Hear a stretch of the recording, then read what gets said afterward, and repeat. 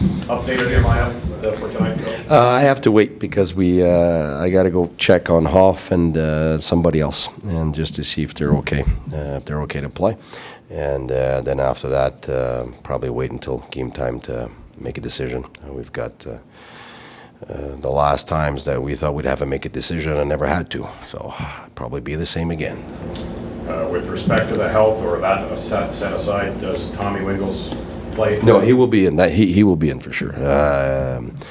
He's a guy that can play right wing, left wing, center, play up and down the lineup, and we want to get him started right away. Any idea where or with whom? No, because I have to wait and see what's available. What's Mark Borowiecki's status? Feeling better. That's another guy that could be available today. We'll see. So that's why now I've got different options, and there's also another forward I got to look at. So yeah, having fun. What makes you decide to skate or not skate? Like yesterday afternoon, day before a game, most coaches would probably want to get their guys out. What goes into that? It really, first of all, there's guys injured, sickness, your top guys, that they need a break sometimes. So if you're going to miss your top guys for a real practice, then sometimes you don't want to have it, so then you wait the next day. And sometimes you just had a good winning recipe, and the players, they like to keep their little routine. I'm not a routine guy. I'm the opposite. I hate to stay slave to a routine. But, you look at our morning skate. It was the same as the last morning skate. We had a day off the day before the last game. We played our best game, so I just thought I'd give the players what they would love, and that's what they would love, a day off, and they come today and let's go. So that's what goes into that one, but every decision is different depending on the circumstances, yeah. If you can have a day of practice the day before, I always like that better because you could practice something specific. Morning skates, they're touchy. You can't do too much, and I hate morning skates. So I just, for me, they're a waste of energy. But if you haven't had a practice, they serve a purpose. It's just getting a bit of feel and timing back. That's what we did today. That's what we did the previous. And we had a tough week last week, and we had a back-to-back. And with the day off, you saw we had lots of energy against Washington, and I think we're looking at having energy tonight also. So that's, in this situation, that's the recipe for this one. More easy, you be more flexible, and you give the players what they want when they're on a good stretch.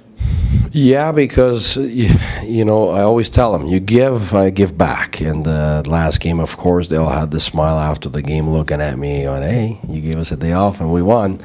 So I gave back. Does Craig Anderson return to the #1 job regardless, or because Mike Condon's played so well, do you maybe have Oh my goodness, that's stuff for you to have fun and try to that's the soap opera stuff. That's not my stuff. It's clear since day one. Anderson is our #1 goaltender, and Condon has done a terrific job, and Hammond is right there trying to come back. And for me, it's all about quality and depth. But Anderson is our #1 since day one, and that hasn't changed. And Condon knows that, and he knows what his job is, and Hammond knows what his job is. So you can have fun with it, but for me, it's just a matter of time until he gets his timing back. And I know it will be tough to come back. I mean, let's not kid ourselves. It will be 2 months, him not playing and not training. So we're going to give him the time he needs to. When we pull him in nets, we feel that he's ready. So how long that's going to take, I don't know. But the one thing's for sure is Condon's been asked to take the job, and he's done a wonderful job. And that's why it's a team. That's why we don't play tennis one-on-one. And it just as defenseman Clayson comes in the last games and does terrific and has 2 assists replacing Burrow. Condon came in and has done the job, and I'm sure he'll continue to do so. But there's no controversy in that respect. The players often use the All-Star break to kind of get away, decompress. Do you do that as a coach? You flush it all away, or are you still looking at tape and still pretty engaged in an All-Star week? Is my wife listening? I will try to get away. Yes. Yeah. We. I think that we're at a period of the year where our players know what they're doing, and if it was a month ago, Christmas time, you try to get a break, but even the week off that we had, your mind is still running. You're still preparing stuff, but I think you got 2-3 days. I owe my wife some time and my kids, and I'll try to take some time off, but I'll be ready for Monday, that's for sure. What's the plan with Tony Wiggles these first few games, easing into the system and that with ice time? Well, players come in, and if you look at the other players on our team, it took them a good month and a half to really start getting what we're doing. So if I'm expecting this player to come in and right away do everything that we're doing and do it perfectly, I'm sadly mistaken. I think he needs to understand the core of what we're doing, the most important stuff, but he needs to also have somewhat of a free mind going in, and he's a hard player. He's a first-on-puck guy. He's a great PK player, and that's what I want him to do. So that's the approach with anybody coming in, whether it's a kid from the American League or it's a trade. I've lived it before, and the worst thing you can do is put pressure on somebody to figure it all out in 1 or 2 days and 1 or 2 games. And I think the break comes at a perfect time for him. It'll give him a bit of time to look at some videos he has. We kind of overwhelmed him yesterday, but today is more about trimming it down to just a few things to make sure that he's at the right places. And he's a very smart player, so I'm sure he'll be okay. Puis, Carson, ça va, je le vois récemment, il a parlé beaucoup de son équipe qui a amené cette année. T'es-tu surpris ou c'est des choses qui t'ont surpris, lui, depuis le début?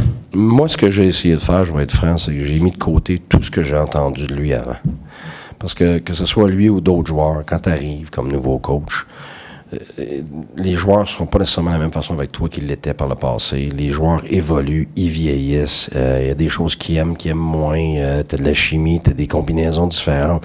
Fait que, tu sais, moi, là, tout ce que j'avais entendu avant, là, j'avais les oreilles bien fermées à ça. Parce que c'est arrivé tellement souvent que je me suis fait décrire un joueur, puis avec moi, il n'était pas comme ça du tout. Fait que, tu sais, pour moi, je suis arrivé avec une feuille blanche. Eric Carlson, j'ai appris à le connaître cet été. Puis moi, ça a été depuis le début une super relation, réceptif, comme tu peux pas l'imaginer.